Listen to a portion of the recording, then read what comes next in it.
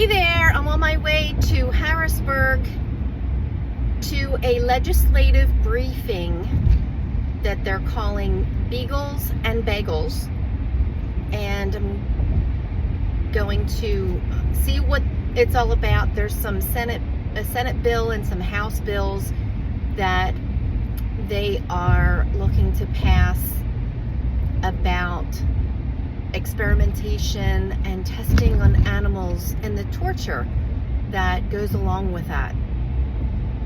The White Coat Waste Project, if you haven't followed them already, I suggest that you do. They're a great resource. They've done so much work in this field and have done so much good. And for years I've been following them, and they have not been getting heard, and they're finally getting heard and bringing all of this animal torture to the forefront and to the government,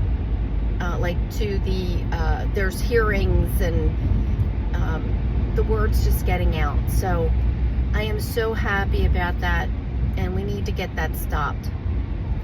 So I'll report back when I am on my way home to hopefully report some good news. And I'm hopefully going to make some great contacts for Delco Loves Animals, and maybe we can get the ball rolling, getting Delaware County back on its feet when it comes to stray animal population, a statewide spay-neuter voucher program, and there's so many other things that we need to do in Delaware County, because we cannot continue to live this way with so many stray animals roaming the streets, and also in some municipalities having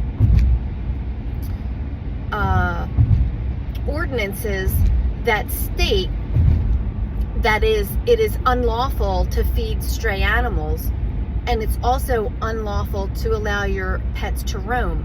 However, from what I'm hearing,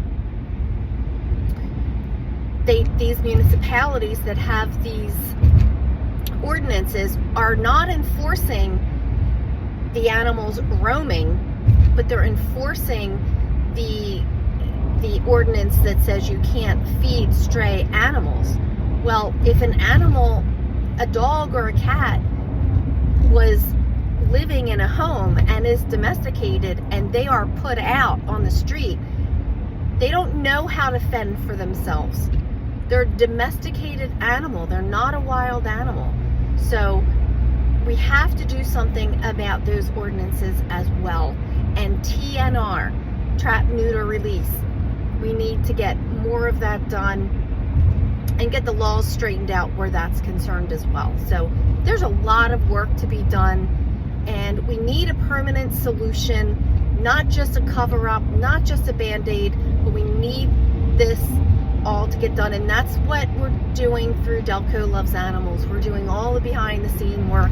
We're not a shelter, we're not a rescue, but we want to be a resource and a support for rescues and shelters and the clinics that are doing a lot of the spay and neuter for free or for very reduced costs, like the Spade Club and Forgotten Cats in Delaware County. So we are very grateful to them, and Providence Animal Center. We're very grateful to them because they're all part of the solution, and there's a lot of rescues out there.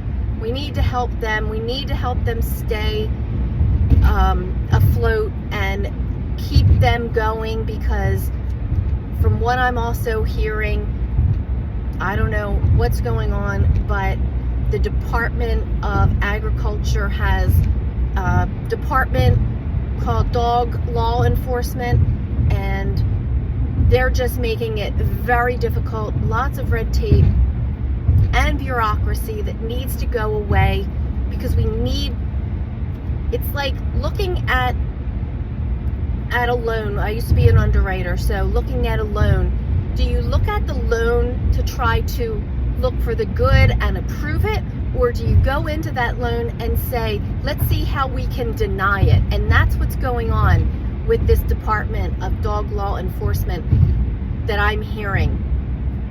They want to try, I don't know why, but some people feel like they're trying to shut down the shelters and the rescues. We don't know why. So, sorry to make this so long, but there's a lot to talk about, and I'll report later on my way back. Okay, signing out for now. Hope you have a great day. Bye.